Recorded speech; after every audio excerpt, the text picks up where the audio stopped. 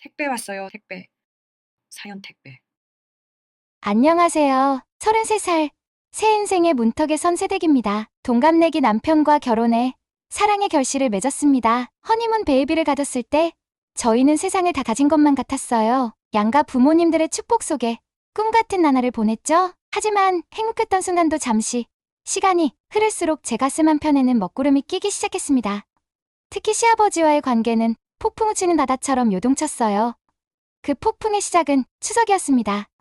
임신 초기라 혹시 몰라서 병원에 먼저 들렀습니다. 의사 선생님이 제 배를 초음파로 보시더니 조심스레 말씀하셨죠. 임신 초기라 아직 불안정해요. 웬만하면 장거리 이동은 피하세요.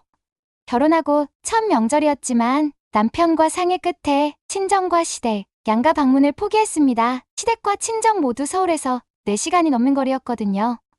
혹시나 뱃속 아이에게 위험을 줄지도 모른다는 생각에 서울에 그냥 남아있기로 했습니다. 양가에 전화를 드려 사정을 설명드리고 용돈만 보내드렸어요. 용돈을 얼마 드려야 하나 고민하다가 남편과 상의 끝에 양가에 각각 10만 원씩 보내기로 했습니다. 그런데 이게 웬일인가요? 추석 당일 오후 시아버지에게서 전화가 왔어요. 수화기 너머로 천둥처럼 큰 소리를 치셨습니다. 이게 뭐냐? 명절 용돈으로 10만 원을 보내? 시어머니 5만 원, 나 5만 원? 니들 정신이 있는 거야, 없는 거야? 저는 당황해서 말을 잇지 못했어요. 시아버지의 목소리가 점점 더 커졌습니다. 이게 어디서 배워먹은 셈법이냐? 결혼 전에 우리 아들이 각각 20만 원씩 보냈어. 근데 결혼했는데 30씩 주지는 못할 망정 5만 원을 보내? 가정교육을 대체 어떻게 받은 거냐? 각각 20만 원씩 해서 다시 보내라! 그 순간 저는 깊은 숨을 들이쉬었어요. 손에 땀이 찼고 심장은 마구 뛰었죠. 하지만 이대로 물러설 순 없었어요. 겨우 말을 꺼냈습니다. 아버님, 저희가 지금 경제적으로 어려워서. 경제적으로 어려워. 그럼 결혼은 왜 한 거야?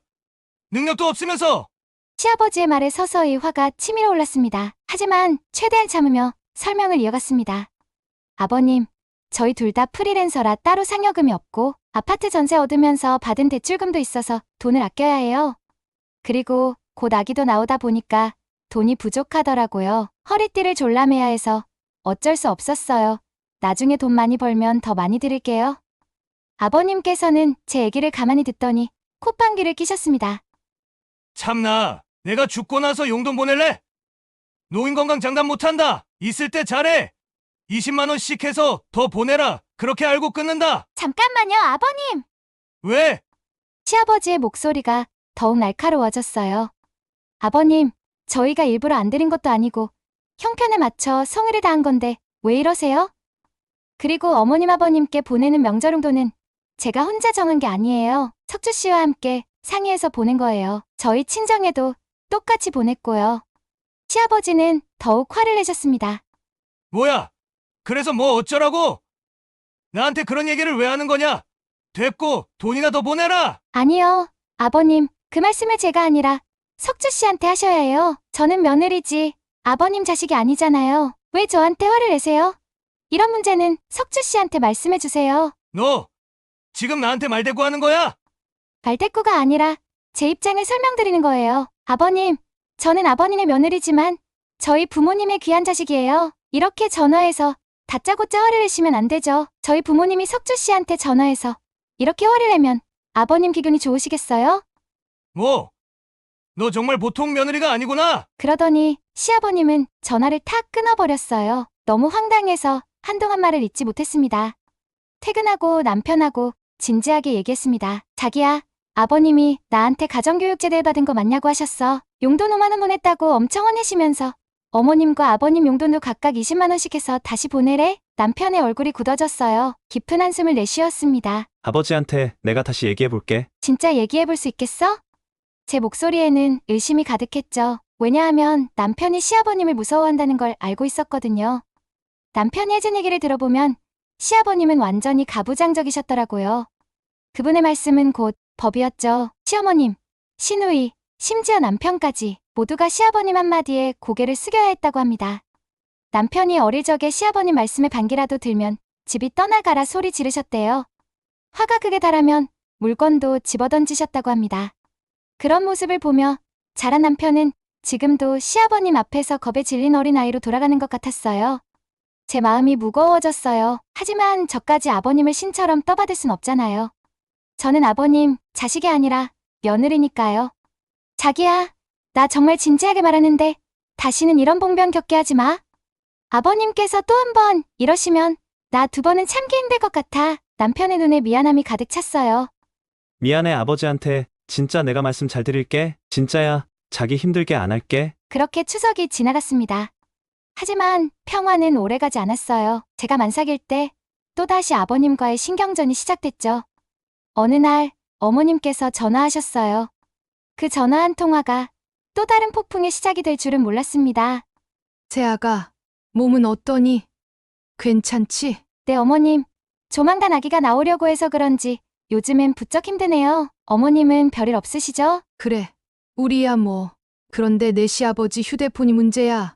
바꿀 때가 됐는지 역말썽이지 뭐니. 벨소리도 안 울리고 전화 소리도 잘 안 들려. 그러세요?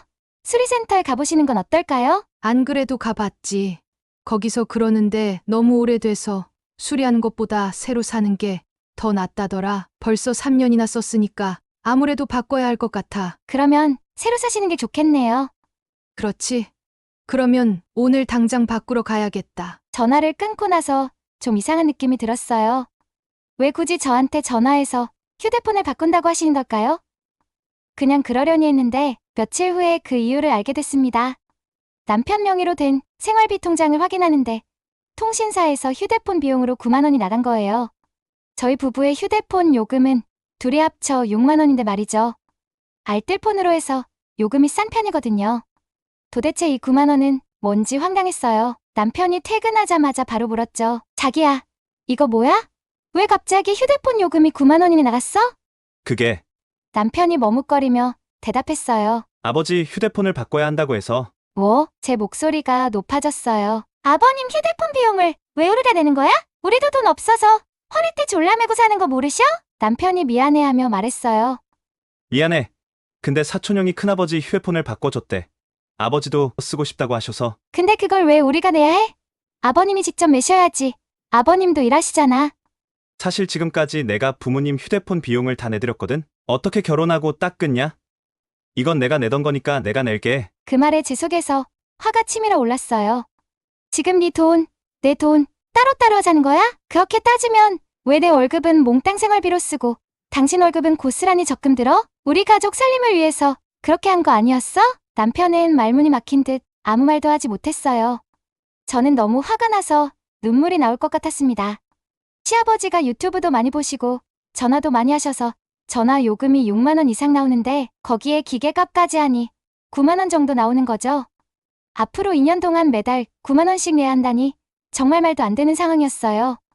저는 도저히 이해할 수 없었어요. 곧 아기가 태어나는데 우리 가족은 허리띠를 졸라매고 사는데 이렇게 부담을 주시다니요. 휴대폰 비용은 당연히 아버님께서 내셔야 하는 거 아닌가요?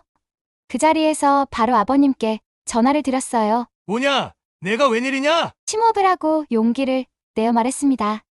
다름이 아니라 휴대폰 비용 때문에 전화드렸어요. 지금까지는 남편이 냈다고 하더라고요.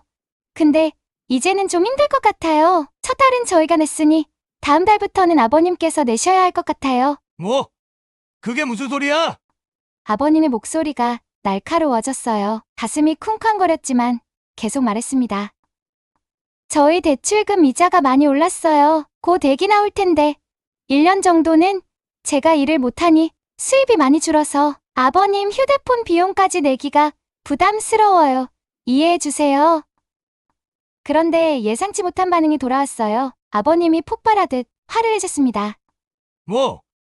아니 고작 10만 원도 안 되는 돈을 못 내줘? 내 아들이 내는 건데 네가 어디서 휴대폰 비용을 내라 말아야? 어디서 배워먹은 버르장머리야? 순간 온몸이 굳어버렸어요. 하지만 이번에는 참지 않기로 했죠. 아버님, 저번에도 그렇고 이번에도 저한테 소리 지르고 화를 내시는데요. 자꾸 이러시면 저 아버님 뵙기 힘들 것 같아요. 저는 아버님 며느리지 아버님이 막 해도 되는 사람 아니에요. 뭐? 어디서 감히 말대꾸야? 너 지금 너 잘났다고 그러는 거냐? 아버님의 목소리가 더욱 높아졌어요. 제가 언제 그랬나요?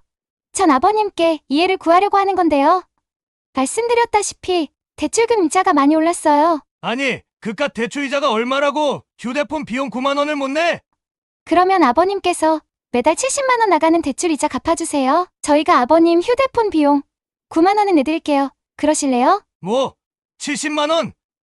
너네 정신이 있어? 없어? 그 큰 돈을 어떻게 이자로 내? 그러니까 누가 전세를 그렇게 비싼 집으로 하래? 너는 허영이 문제야. 억울함이 북받쳤습니다. 그럼 저희 결혼할 때 돈 좀 보태주지 그러셨어요? 그러면 이렇게 비싼 전셋집 안 구했죠.